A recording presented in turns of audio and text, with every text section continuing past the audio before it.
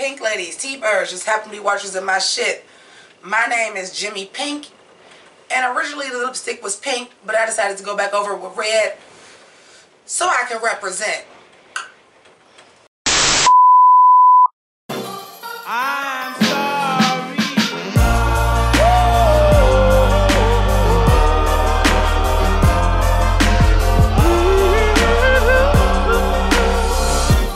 I'm sorry. So thank you guys so much for joining me again. My name is Jimmi Pynk, and if you're new to this channel, welcome. Today we're going to talk about the 91st annual Oscar Awards. Please excuse the background. Excuse me. We have a windstorm advisory, and also the temperatures are dropping, so you'll excuse me with all my sinusy bullshit, as well as having to take my contacts out because my eyes were itching too bad. But I feel like that's appropriate because we're talking about the Oscars, and you know a bitch over 40 got to have their glasses to read what the fuck is on the teleprompter or the cards. Let's talk about these awards. First of all, I want to start with this. And I feel like this is very important to say. The amount of representation for people of color, for women, hell, even Lady Gaga being bisexual, the amount of representation that we get in these wins just proves that the way the Academy was set up was wrong. Because, goddamn, bitch, I lost track. I lost track of how many people of color won tonight. It was fucking amazing. And I'm talking about in categories you don't even think about. Costume design, production design, animated short, documentary short. Like, the shit was like fucking out of this world. On top of the fact of, I believe outside of Olivia Colman, our 4 major acting categories were people of color. Best adapted screenplay, best director, best cinematographer. Like, I may even go as far as to say Green Book with Olivia Spencer being a producer. Fucking Into the Spider-Verse, which is really at the core of it the Miles Morales story and not the Peter Parker story, because we all know about them old emails where Sony said, well, if you're gonna do Spider-Man, it has to be Peter Parker. He has to be white and he has to be straight. See, this is just proof that other people's stories matter and people are interested in other people's story and people want to see themselves on fucking screen. And it's fucking amazing. I'm so proud. However, the motherfucker ceremony was boring as shit. So, let's first talk about the elephant in the room, or should I say the elephant that wasn't in the room. There was no host.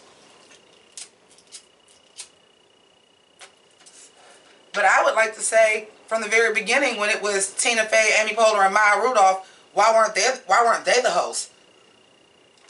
And then when Barbara Streisand came out to introduce Black Klansman, I'm like, why wasn't she the host? I want to talk about Barbara Streisand for a minute. And if you are not new to my channel, I do stream of consciousness. I talk about shit as it comes to my mind, like we having a real conversation.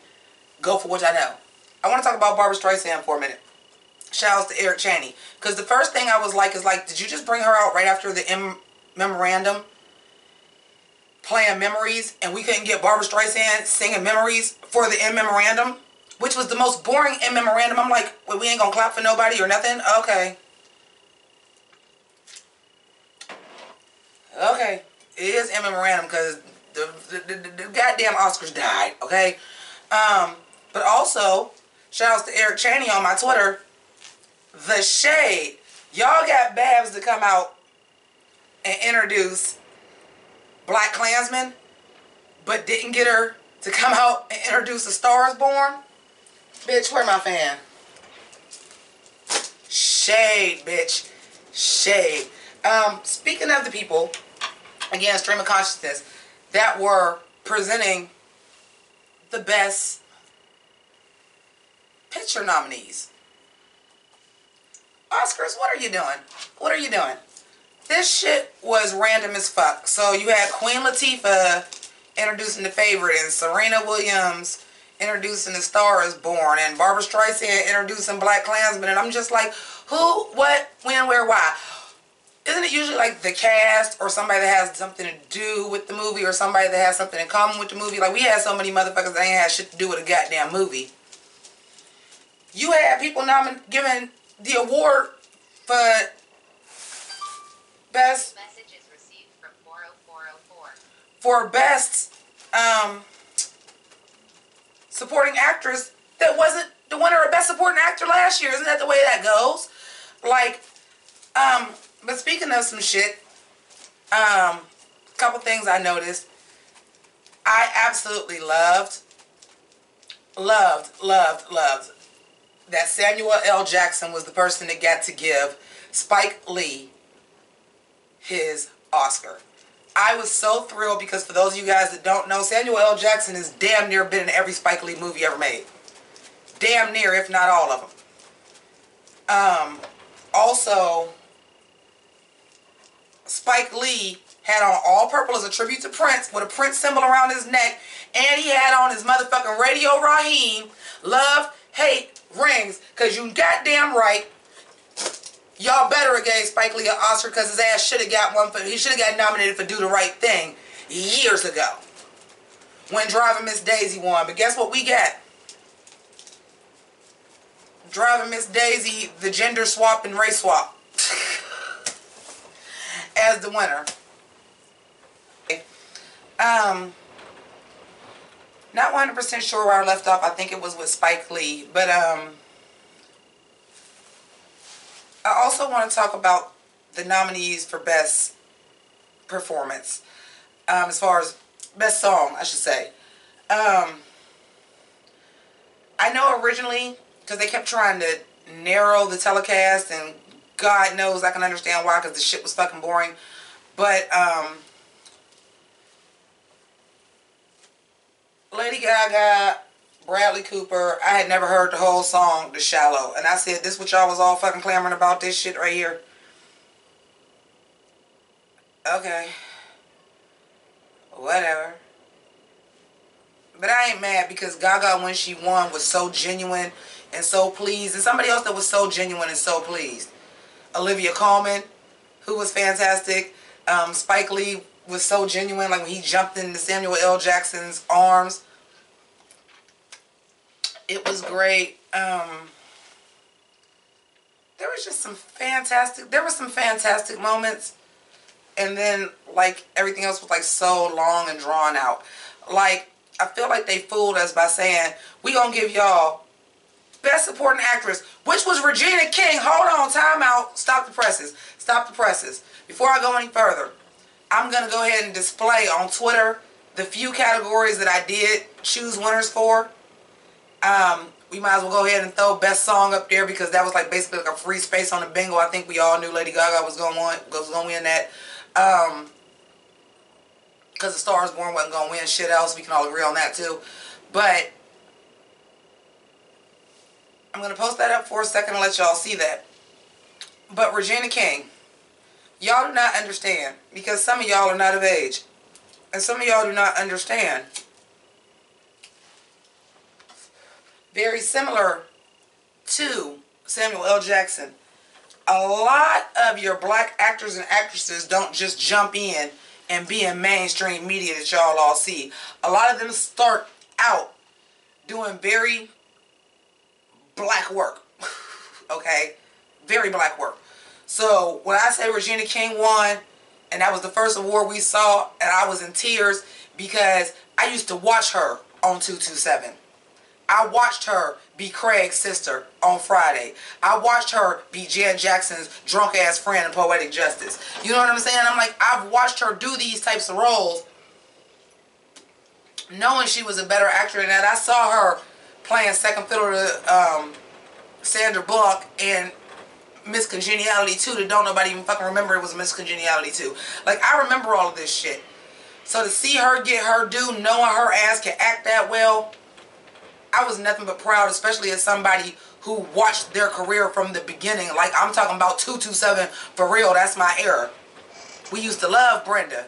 Brenda was our homegirl. Because she was the closest thing that was a black girl on TV to our age. And I was even younger than Brenda. A little bit. But to a point. You know what I'm saying? So, there's that. And then they hit us with the motherfucking black girl magic. Bam, bam, bam. Right out the gate on the show. Which I was living for, and then it got real fucking boring. So then, Ruth Carter won for best costume design for Black Panther. Well fucking deserved. Well deserved. See, here's the thing. Like, yes, I'm here for all the black girl magic. I'm here for the Oscar single-handedly saving Black History Month because it's been a fucking shitty one. Thanks, Jussie Smollett. Thanks, R. Kelly. Just thanks a whole bunch of motherfuckers. But I also know when somebody deserved to win. And she deserved to win, to create all of these looks based in actual African culture, to have a different look for 5 different tribes. And then you have to do the stuff that was in America. You have to do everything else. She deserved that. But what I was shocked about was also, and I apologize, I don't have her name written down, the first African American ever to be nominated for production design. And it was a black woman, and she won too for Black Panther. Bitch, Black Panther got like 3 or 4 Oscars. I think 3. I ain't mad. Still a little bit salty my husband did not get nominated for Best Supporting Actor.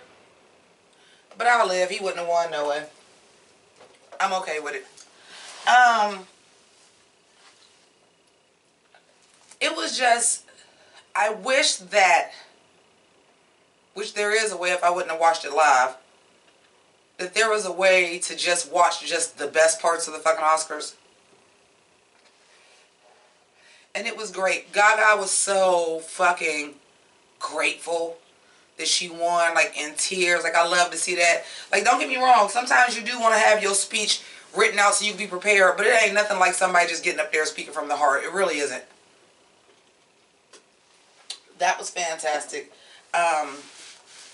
What else?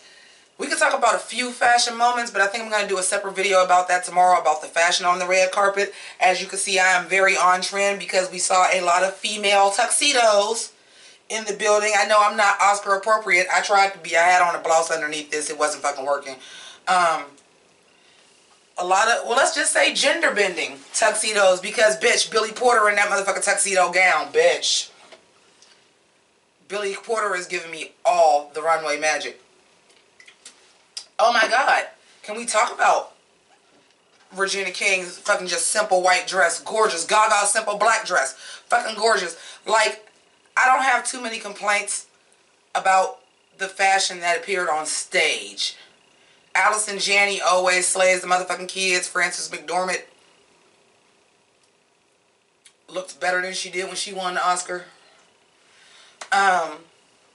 But we'll talk about some, oh, Jason Momoa, bitch, I don't know what that was. I love you. But baby, I know your wife is weird as hell, Lisa Bonet. You gotta let her quit picking out your clothes.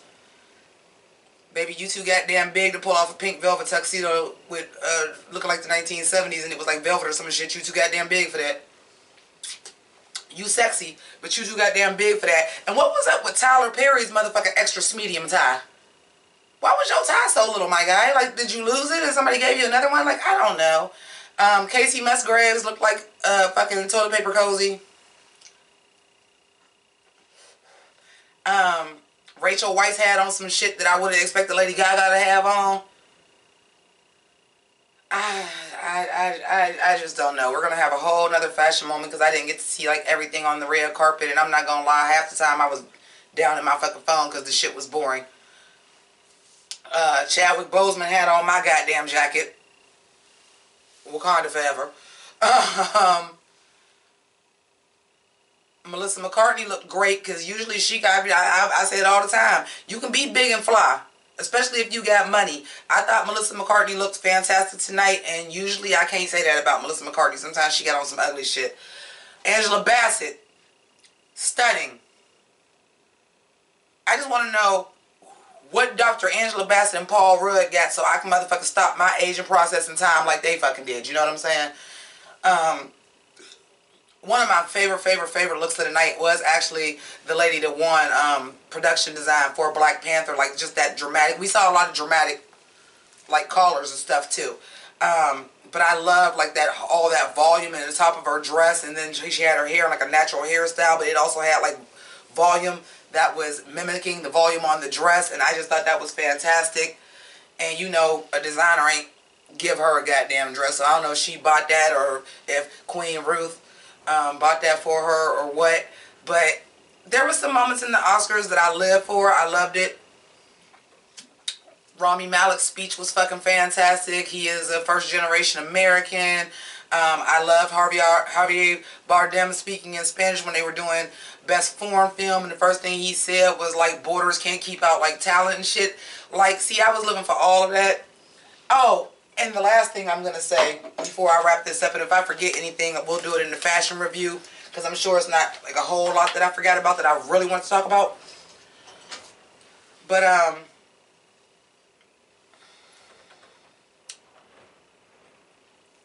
when Spike Lee, yeah, I'm going back to Spike Lee, fuck y'all. It's Black History Month. Fuck y'all.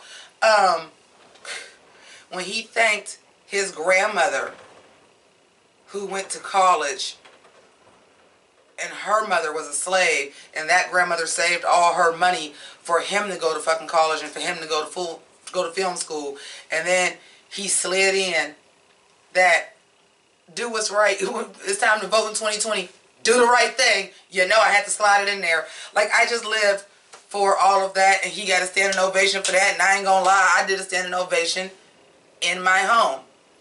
I also did a standing ovation when Olivia Colman won, but y'all read the tweets. Y'all see, like, that was my dark horse. Green Book wasn't even on my radar. I can't fucking believe that shit fucking... Okay, so I realize I'm making this very difficult on myself. But actually I should have went off of my notes because there are some things that I wanted to mention that I forgot to mention. Yeah. As far as Green Book, what's up with nobody that won for Green Book mentioning Dr. Don Shirley or the creator of the Green Book? And what's up when they won Best Picture? Motherfucker, y'all almost didn't even fucking thank Mahershala Ali, and he the only one that won a fucking acting award. Okay. Secondly, and if I haven't already talked about the weirdness of the Oscars, of, you know, people that have won Oscars not being the person to present awards and just having random weird people like Jason Momoa and Queen Latifah and Serena Williams, and let's have Trevor Noah introduce Black Panther because he African. Outside of all of that weirdness too, and the memorandum, which I think I did actually mention, like, first of all, you had Barbara Streisand there. You brought her out to Memories and you couldn't have her sing Memories. No, instead you had her present Black Panther instead of A Star Is Born. But anyway, I digest. The In Memorandum. Now I'm going to keep it a buck, because I know I did mention this part already, but it was boring to say the least. I'm sorry. I mean, I know it's not supposed to be, it's supposed to be somber and everything, but, like, it wasn't touching, it wasn't moving. And I don't want nobody to think this is shade, because Excelsior, motherfucker, I love Stan Lee. I'm a comic book nerd. But y'all saw fit to put Stan Lee before y'all saw fit to put Carol Channing, who was actually nominated for a motherfucking Oscar?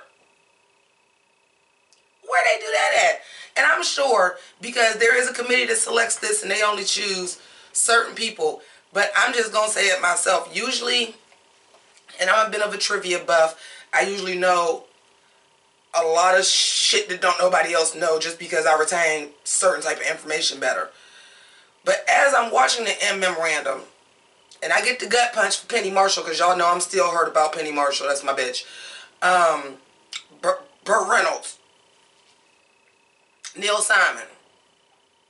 And I understand that everybody is not famous. And there are a lot of behind the scenes people. But I know y'all had some actresses on there that might have only been in one fucking movie.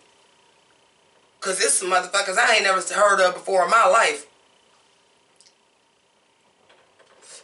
Not saying I got to know everybody. But Carol Channing, who is quite well known and was actually nominated for an Oscar, which y'all was just like, oh, well, you know, they probably gonna nominate her to Tony, so we ain't gonna put her on there. That's not how you do that. On top of the fact of no shade, because you know I'm all about the black girl magic, and you know Aretha is my spirit animal. But if I'm not mistaken, last year y'all honored Aretha Franklin, who was in the Blues Brothers. And y'all didn't put Carol Channing, who was actually nominated for an Oscar for Thoroughly Modern. Millie, get the fuck out of here. I don't know who was in charge of these Oscars, but it's a no from me, dog. And no, and I know some people was like, hey, I liked it with no host. I didn't. Because here's the thing.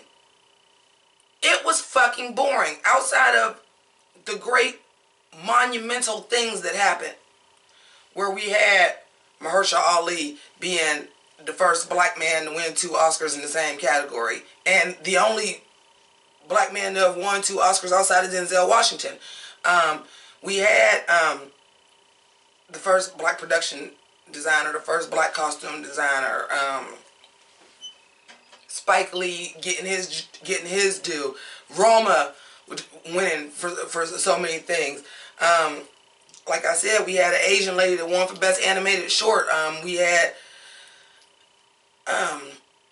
you know, our first indigenous person who was nominated for Best Actress, which was, I'm sorry, I'm not gonna mispronounce her name. I'd rather just not even say it. But the lady that was the lead in Roma.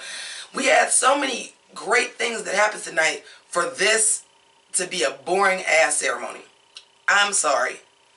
And I think the reason why you have a host is not to move the show along, but to break up the monotony. That's why the host is usually a comedian. And for everybody saying they don't think they needed a host, I think they did, because it was boring.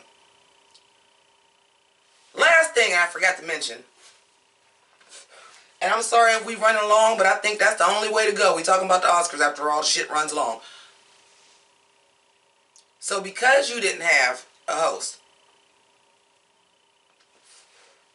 and because Kendrick Lamar said, no thank you, bitch, we got an opening with a Queen medley with Adam Lambert, which I live for Adam Lambert. My heart is a ghost town. I'm feeling him. I'm a little bit, maybe I should just did the whole review this morning, because now I feel a little bit more energy.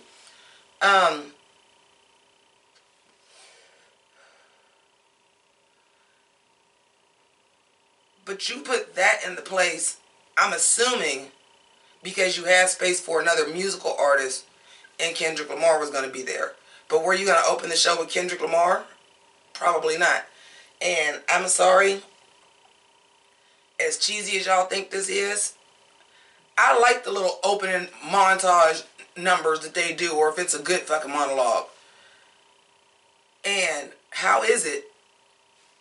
Let me keep it a buck with you.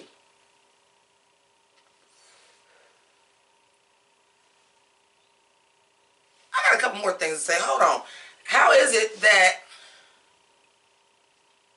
Queen had more time to perform than the people that were actually nominated for Best Song at the Oscars?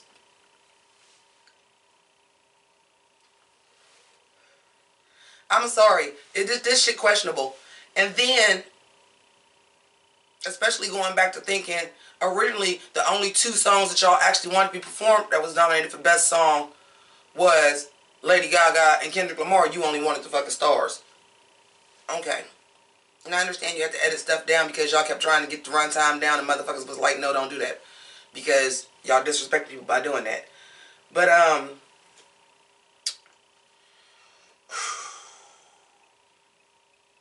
why Emily Blunt ain't sing her own song? This is what I'm saying? Y'all wanted so much star power thinking that was going to make the show better. It didn't. It's supposed to be, it's going to be long. It's going to be boring. Y'all could have made it more exciting without being fucking star fuckers. It's the Oscars. Y'all got enough fucking stars there. But why did y'all have Bette Midler sing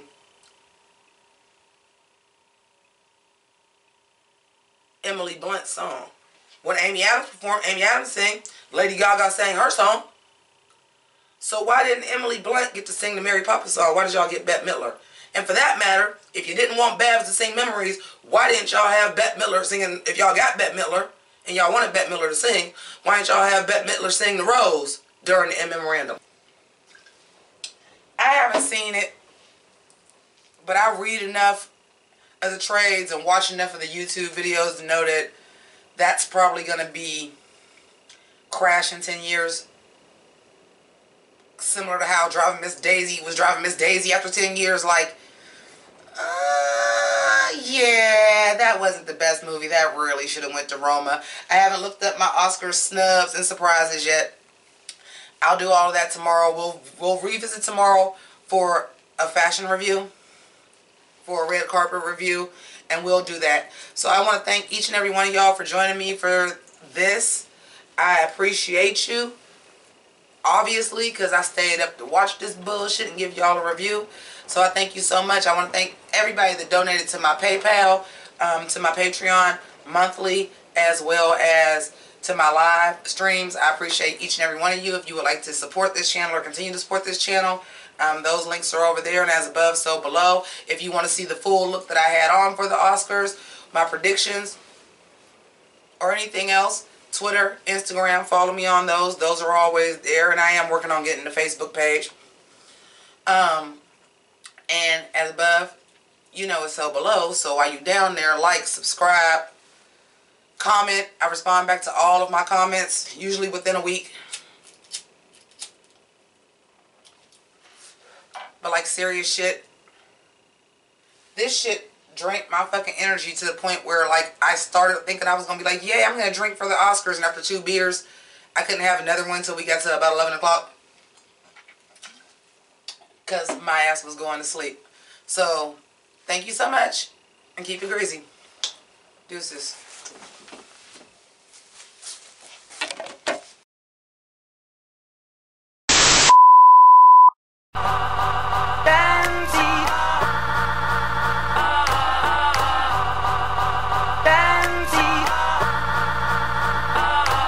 Yo, I dog these niggas like girl's best friend, right? Rent 10, right? Haunted by my past, same shit, different mask like Scooby-Dooby-Doo. Where are you? But I spotted you out like Spud McKenzie. Figured out the game like the Bloodhound game. I thought you was my friend, you broke my heart again. Well, the game done switched. If you a dog, I'm a bitch. What?